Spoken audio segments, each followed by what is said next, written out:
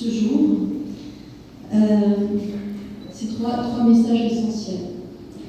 Le premier, c'est justement de parler de partenariat, de voir la qualité et le niveau du partenariat développé entre l'Union européenne et Haïti. Et c'est un partenariat qui est multiple. Il est multiple par le domaine, le portefeuille qu'il couvre, mais c'est d'abord un partenariat avec Haïti, c'est un partenariat avec le Nord-Est, et j'y reviendrai dans un instant.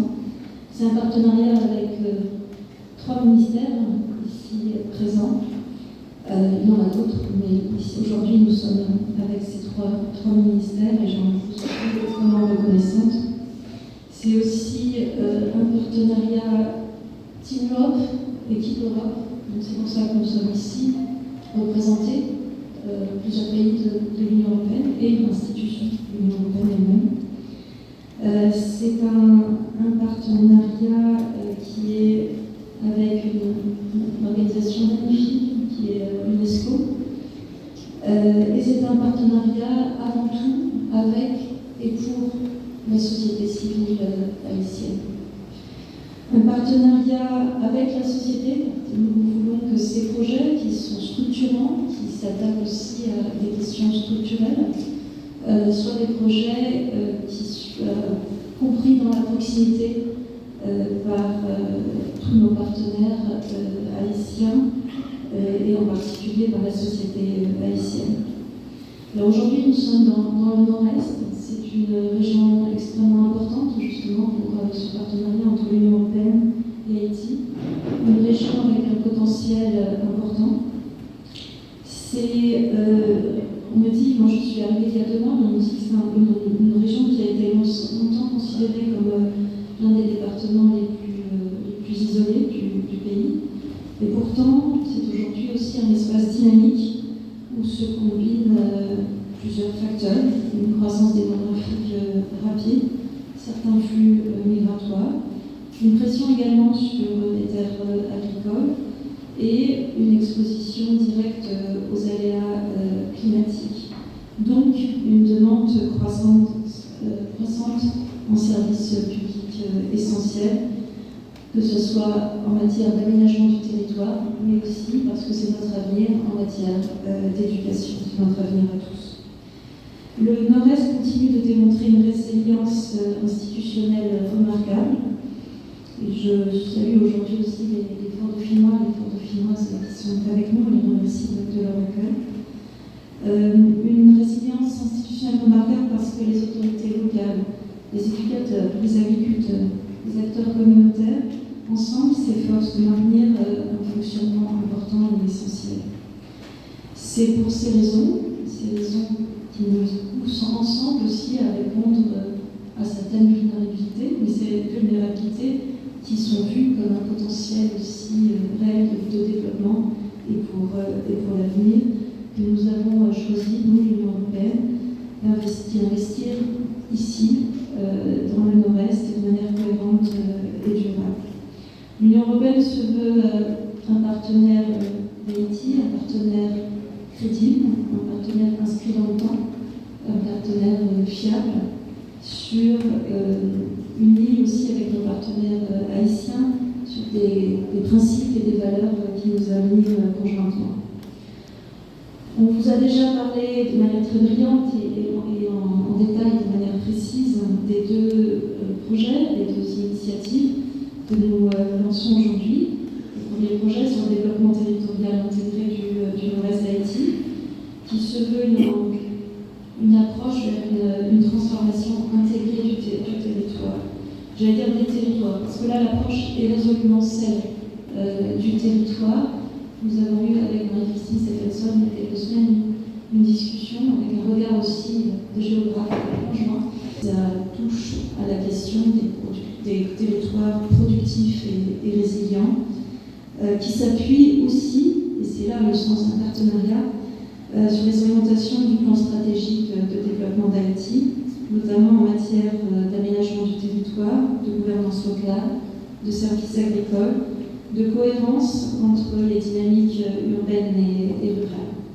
Donc, je le disais il y a un instant, notre approche s'appuie résolument sur un principe fondamental, celui de la territorialisation du développement, en fait, d'une approche intégrée sur les territoires. Il s'agit d'une démarche intégrée. Parce qu'un pile problème commun gagne, nous avons des de solutions grâce à appui nouveau partenariat entre l'Union européenne et Haïti. Et deuxièmement, nous pour nous plus impliquer nous-mêmes magistrats nord-est, parce que nous n'avons pas consenti nous impliquer nous assez.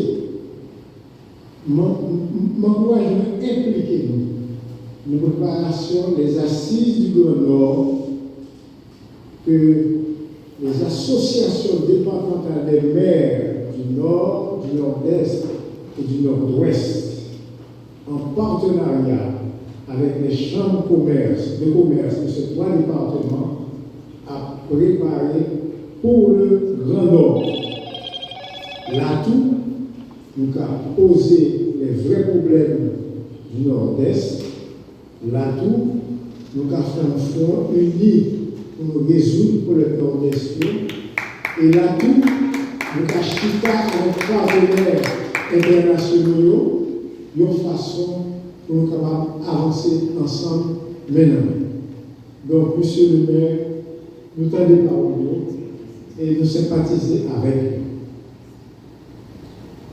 Depuis plus de 20 ans, l'État haïtien, grâce à l'appui constant notamment de l'Union européenne, a pu accompagner la mise en œuvre, la mise en place des infrastructures structurantes pour le territoire.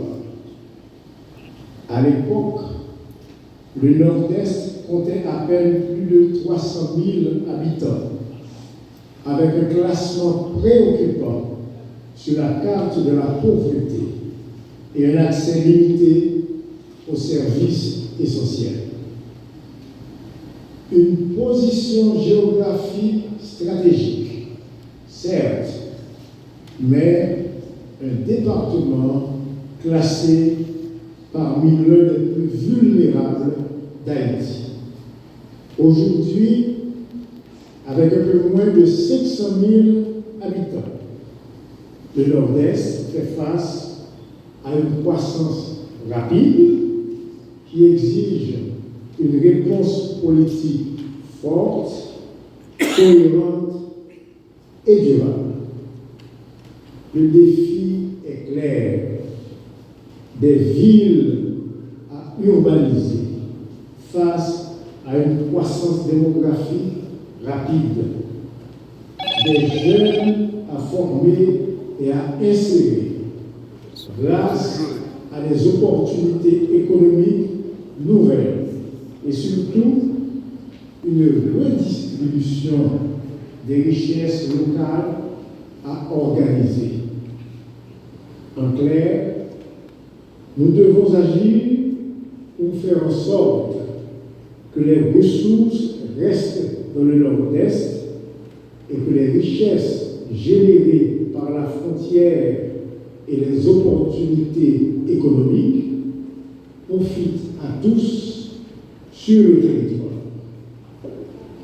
La crise sécuritaire nationale a profondément transformé nos équilibres.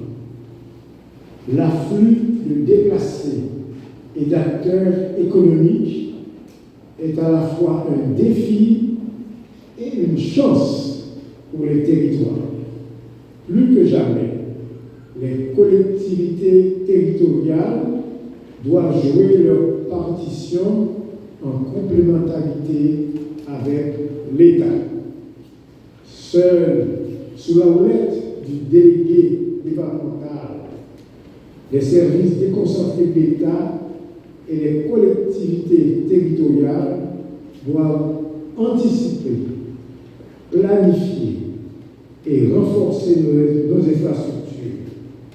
Ils doivent aussi saisir l'opportunité de mobiliser les talents, les savoir-faire, les investissements qui arrivent dans la région. Le Nord-Est possède des atouts majeurs dont il doit se saisir. Une frontière terrestre qui peut et doit devenir un levier de prospérité mutuelle avec la République voisine. Un port en construction, une vaste plaine agricole à valoriser, une connectivité exceptionnelle avec les départements du Nord et du Centre. Fort-Liberté n'est qu'à 2 heures du Cap-Haïtien, deuxième ville du pays et pôle économique majeur. C'est une force stratégique. À nous d'en faire un moteur de transformation. La crise politique et sécuritaire. Les personnes déplacées avec les enfants et qui perturbent considérablement l'apprentissage des enfants. Donc, par ce partenariat, je salue ici l'engagement constant de l'Union européenne. Je dis à Madame l'ambassadrice, votre appui dépasse un simple cas de financement. Le thème qui a été retenu cette année pour lancer l'année académique, c'était restaurer l'autorité de l'école. Et j'emprunte à notre ami Éric Folidi interne, quand j'ai dit restauration de l'autorité de l'école, ce n'est pas de la puissance, l'autorité, c'est la confiance. L'école doit être un lieu de confiance, qui inspire confiance et qui donne l'espoir.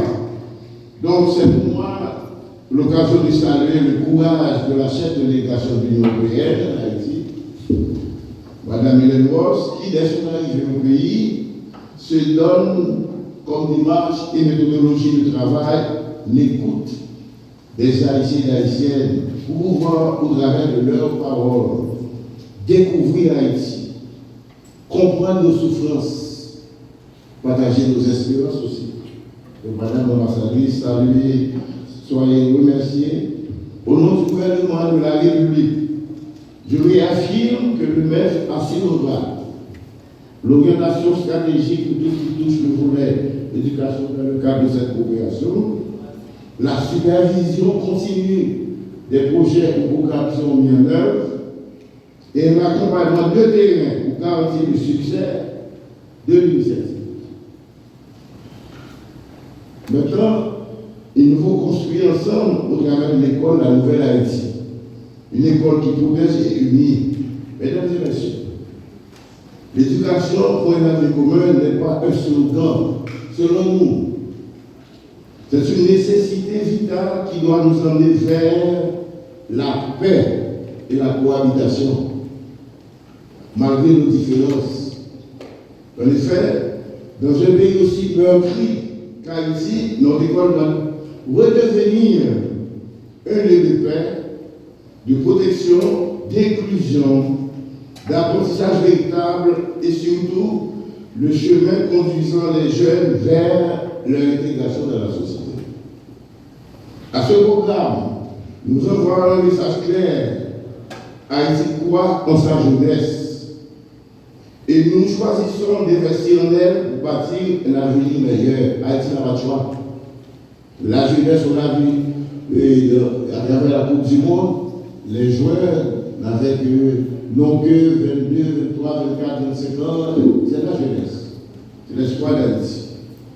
Je remercie donc l'Union européenne, nos partenaires techniques et financiers, Persis France, les directions départementales, ici présentes, la direction départementale du Nord-Est, les enseignants, les directeurs et toutes les équipes qui vont travailler ensemble, la main dans la main, pour que le projet puisse aboutir.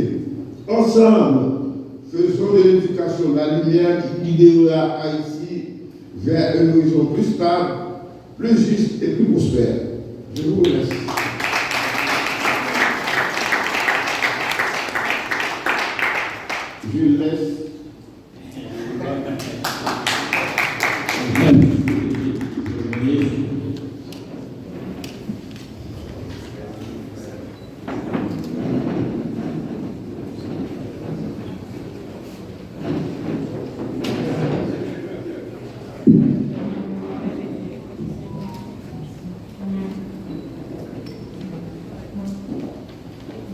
il y a déjà quelques mois et dont je mesure la force et les attentes. Je veux d'abord saluer les autorités locales pour leur accueil et remercier l'Union européenne et l'UNESCO et tous les partenaires ici présents pour leur engagement fidèle aux côtés d'Haïti. Nous nous réunissons aujourd'hui pour répondre à des besoins très concrets. Dans le Nord-Est, les familles vivent au rythme des écoles, des collectivités qui fonctionnent avec des moyens limités, des activités agricoles qui soutiennent la vie quotidienne et des mouvements de population qui mettent les services publics sous tension. C'est la réalité, nous la connaissons. Et c'est précisément à ces réalités que nous apportons des réponses avec les autorités publiques et avec les Haïtiens et les Haïtiennes. Le programme Éducation pour un avenir commun, financé par l'Union européenne, est né de cette volonté. Il soutient les enseignants, les enseignantes, les directeurs et les directrices d'école, les inspecteurs, les inspectrices, les EFACA, École nationale d'instituteurs, et l'Université publique de Fort-Liberté. Il s'appuie sur 2 expériences très fortes, initiées et pilotées par le ministère de l'Éducation nationale et financées par l'AFD. Le projet Nectar, qui a permis de rénover le curriculum de 3e cycle, et le projet Aveni, qui renforce les pratiques dans les classes, dans des écoles, dans les départements de l'Ouest et du Centre, actuellement confrontés à des conditions difficiles. Nous parlons ici de solutions opérationnelles, des contenus adaptés, des supports pour la classe, dans les langues d'enseignement, en créole et en français, un accompagnement de proximité, des outils que les enseignants pourront rapidement utiliser dans les classes. Je tiens particulièrement à remercier la direction départementale de l'éducation du Nord-Est pour son travail remarquable et son directeur pour son leadership et son engagement. Nous savons l'ampleur des défis auxquels cette direction fait face et nous savons aussi son rôle essentiel pour relier les réformes nationales aux réalités des écoles du Nord-Est et des communautés. Mais l'éducation peut avancer seule. C'est pourquoi je salue la présence du ministère de l'Intérieur et des collectivités territoriales, ainsi que celle du ministre de l'Agriculture. Leur rôle est déterminant. Quand une collectivité fonctionne mieux, quand les familles du monde rural sont mieux soutenues, quand les espaces urbains sont mieux organisés, cela crée un environnement plus favorable pour l'école, pour les enfants et pour leurs parents. C'est ce que nous lançons aujourd'hui, une démarche cohérente, articulée, ancrée dans le territoire. L'Union européenne, la France, les opérateurs et les institutions haïtiennes travaillent ensemble. Les partenaires des États d'Afrique, des Caraïbes et du Pacifique ont œuvré avec détermination à la signature de l'accord de Samoa, officialisé en novembre 2023 et appliqué provisoirement depuis janvier 2024. Cet accord ambitieux incarne notre volonté commune de relever les défis mondiaux à travers 6 domaines prioritaires. Les droits de l'homme et de la démocratie, la paix et la sécurité, le développement, la migration et la mobilité, le changement climatique, ainsi que la croissance économique. Le programme pluriannuel 2021-2027, principal instrument financier de l'Union européenne, mobilise une enveloppe de 55 millions d'euros pour soutenir Haïti selon 3 grandes priorités. 1. Renforcer la gouvernance démocratique, financière et économique. 2. Promouvoir le développement humain, notamment par l'éducation et la formation professionnelle. 3. Développer des territoires résilients et productifs en mettant l'accent sur l'agriculture, la gestion et le renforcement des capacités locales. Ces programmes s'appuient sur une analyse conjointe approfondie, intégrant les documents stratégiques européens et haïtiens, et a été élaboré dans un esprit de consultation large et inclusive avec nos partenaires haïtiens de la société civile, du secteur privé, ainsi que d'autres acteurs internationaux. Les défis auxquels Haïti fait face, notamment en matière de gouvernance et de fragilité institutionnelle, exigent une action coordonnée et durable. C'est pourquoi nous insistons sur la continuité des efforts dans les secteurs où des résultats positifs ont été obtenus, tels que la réforme de l'État, l'éducation, le développement urbain, la sécurité alimentaire, ainsi que la promotion des droits de l'homme et de la démocratie. Je vous invite à considérer ce partenariat renouvelé comme une opportunité majeure pour renforcer notre coopération et soutenir le développement durable d'Haïti. Permettez-moi à présent de vous présenter brièvement les deux conventions de financement que nous lançons ce matin.